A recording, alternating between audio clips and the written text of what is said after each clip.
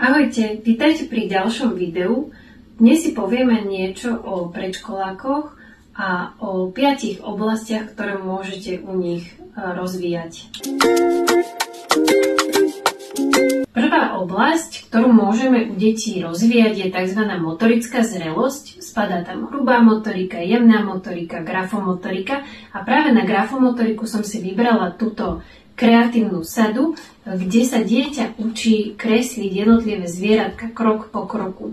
Vybrala som ju pretože deti často odmietajú kresliť práve kvôli tomu, že sa im nedarí nakresliť obrazok podľa ich predstav a keď im to takto rozkrokujeme, môže im to pomôcť.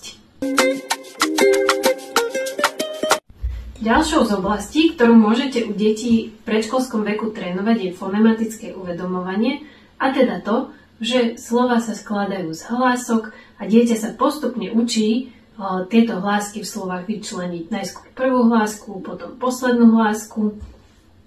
A rovno poviem, že dieťa pred nástupom do školy nemusí poznať tvary písmen, ale určite nič tým nepokazíme, ak mu ich dáme do poličky. Bude si ich môcť počas roka ohmatať, poznať ich názvy, možno si poskladať svoje meno a tak sa s abecedou hravo oboznámiť. Môžete ich využiť aj pri trénovaní fonematického